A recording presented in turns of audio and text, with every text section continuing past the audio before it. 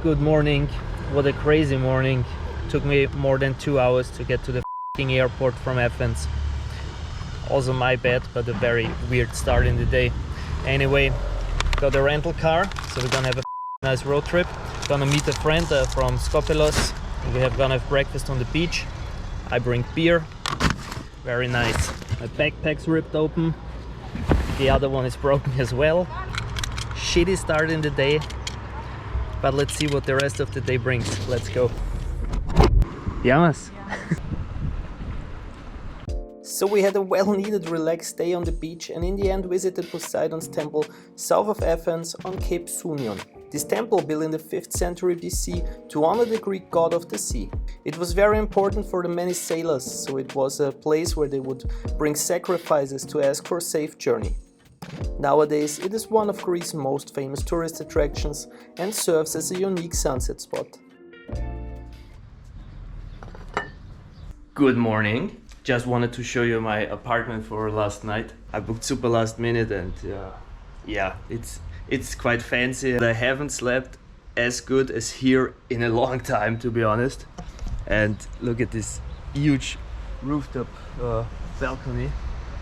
Really nice. Let's finally get this road trip properly started.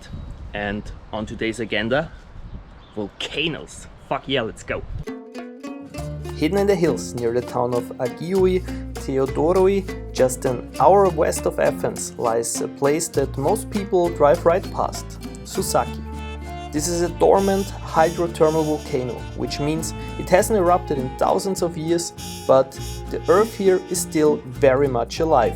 Sousaki sits on the edge of the Aegean volcanic arc, the same tectonic zone that created Santorini and Methana. It was formed by the slow grinding collision of the African and Eurasian plates. And while it might not look explosive now, the volcanic rocks gathered here tell a story of a much more violent past. There are also a lot of caves here. Just back there, if you can see it. But I've read that in the caves there are so many gases that you would pretty fast die, so I'm not gonna go in any of these caves today. Here are invisible fumaroles. Bist du deppert. If you follow this channel for some time, I've been to the island and the Vulcano in the north of Sicily, and there were a shitload of fumaroles and they're visible. Here I can smell it, you can't.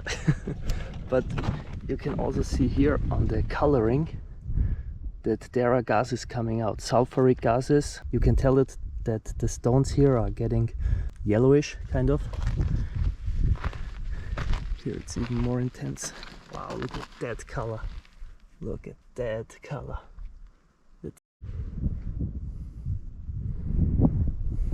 So this actually looks kind of man-made. Also 100% there are many people looking in and out. Let me see.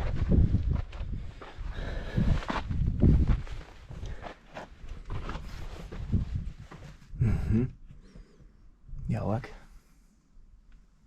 Wow, look at the fucking color. That's so amazing. As you might have noticed, some of the only plant species that is growing here are these Juncus. They are often growing in habitats where other plants struggle to establish themselves. Juncus are grass-like plants that are known for thriving in extreme environments. These plants love wet, poorly drained and mineral-rich soils, which are common in volcanic areas due to the way the terrain holds water and releases nutrients. Their ability to colonize disturbed sulfur-rich ground makes them some of the first species to return after volcanic activity. I just took a close-up of what I thought was sulfur, but it's actually lichen. Crazy. It's the exact same color. Look at all the colors of this stone. This bluish stuff here, wow, it's crazy. I'm too bad in geology, I cannot tell you what this is. Maybe you can? Tell me in the comments, please, thank you. But here's what makes Sousaki very special. It's a natural laboratory. Scientists come here to study how earthquakes and underground fluids interact, and how dormant volcanoes still influence the land around them. Microquakes, gas emissions, even shifting ground, all of it happens here, quietly under the radar.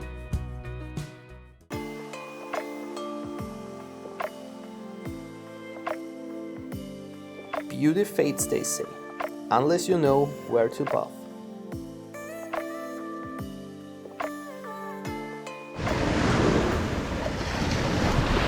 So I just met some German guys from Hamburg. I had dinner, they shared a beer with me. Vielen Dank if you watch this. It's getting a bit cold, also cool here in the shadow. So I'm gonna check down the beer and check out the spring. So this place here is called the Orea Eleni Natural Thermal Spring. And it's like kind of in a basin here. I think they put some concrete and stuff around it to like make it to protect it from the currents and the waves. A bit tricky to get there. Oops.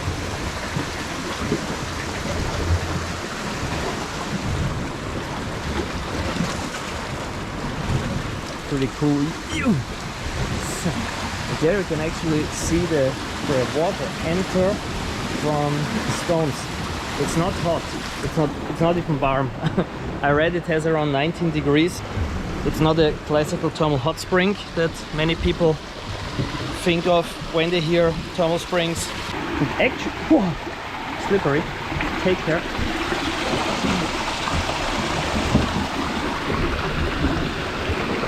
Yeah, and it's also salty.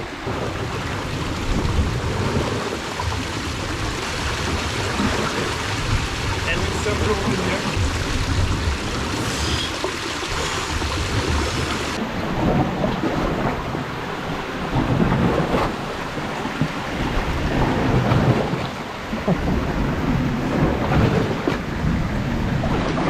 Sea wants to come in.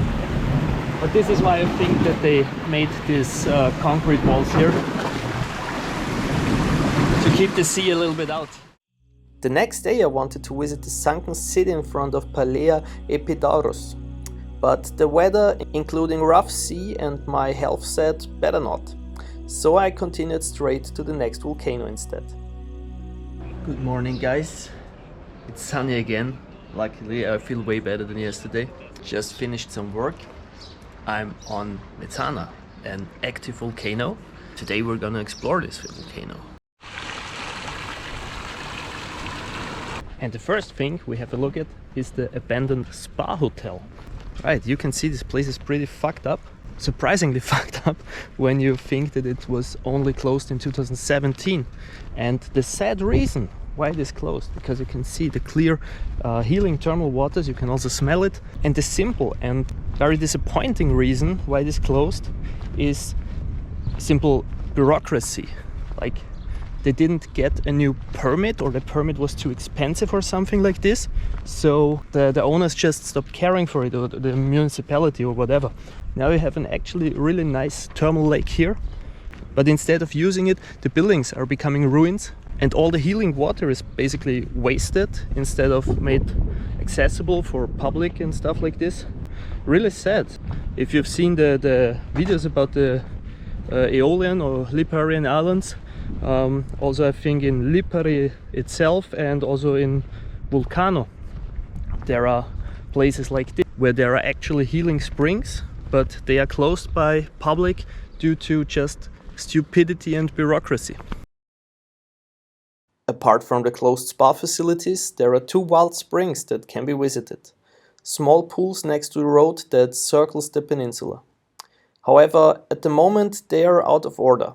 I did not find a factual reason for that, but as it is with springs and also with volcanoes, water pressure can change, rise or fall, and springs can even dry out. So if you are planning to go there, check on Google Maps before you go. Finally found a tortoise, which is a bit more photogenic than the last one. On the peninsula there is also an incredible biodiversity. I think this is a marginated tortoise. They are quite common in the area. Maybe someone here is better in identifying and can help out. Please tell me in the comments.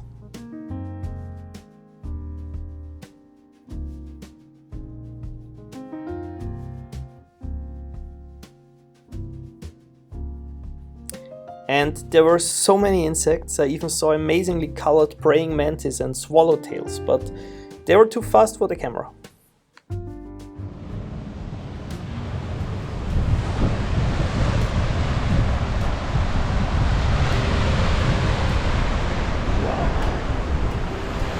Wow. Amazing. Look at this.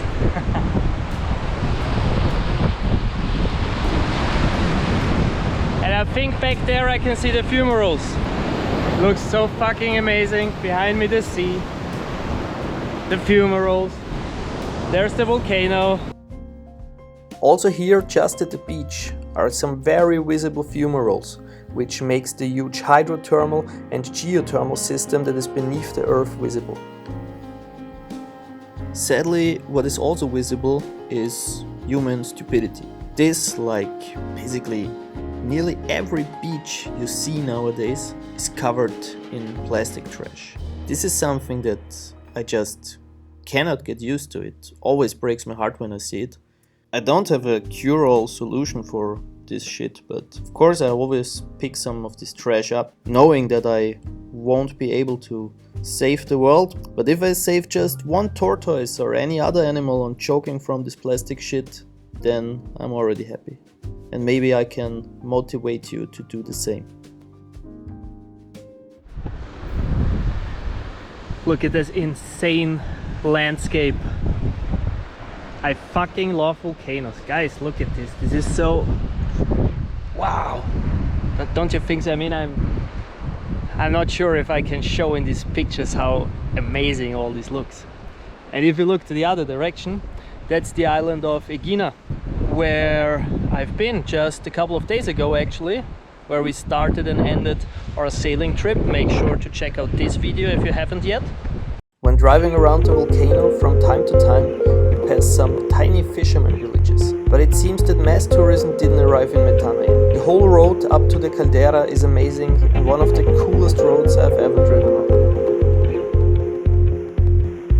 So I'm now on the trail up the volcano peak. It's super windy. And there are quite... basically you can hike over the whole island, more or less. There are a lot of hiking trails. If I would have more time, I would have really enjoyed doing that. Walking up here was even way more amazing than the road. I don't know how to put that in words, but volcanic landscapes are just absolutely unique and feel like out of this world for me. The Methana Volcano is one of Greece's hidden geological treasures. Also part of the Aegean volcanic arc, it was shaped by the clash of tectonic titans, where the African plate dives beneath the Eurasian. The volcano last erupted around 230 BC, and ancient historians like Strabo and Pausanias actually wrote about it. Imagine watching lava reshape the land in real time, 2000 years ago. Today, the Methana Peninsula is dotted with over 30 volcanic domes and craters, from rugged peaks to solidified lava flows. No eruption in modern history, but the place is far from quiet. It's a dormant volcano, not extinct, still breathing, slowly.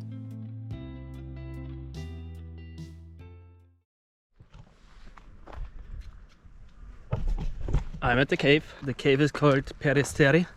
I think I read that in English it's called Pigeon Cave. To get in there, we have to get up first and then get down on a pretty steep step, so war schon ziemlich steil, and then get down on a pretty steep path. Wow. Oh wow.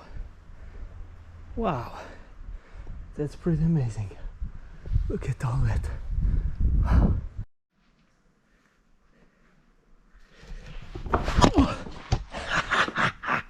Nice. Look at this. It's actually not that deep. You can already see the water.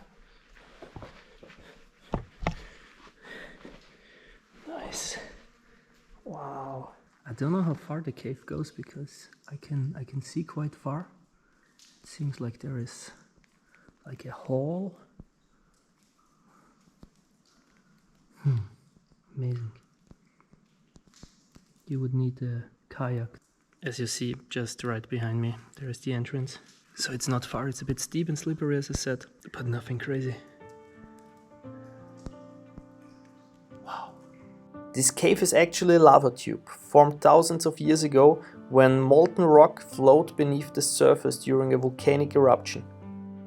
As the outer shell cooled and hardened, the hot lava inside drained away, leaving behind this hollow tunnel. Over time, rainwater and groundwater collected in the cave's lowest chamber, creating a natural pool. The water is clear, still and cold, reflecting the jagged basalt walls above it. In summer, it's a welcome break from the heat.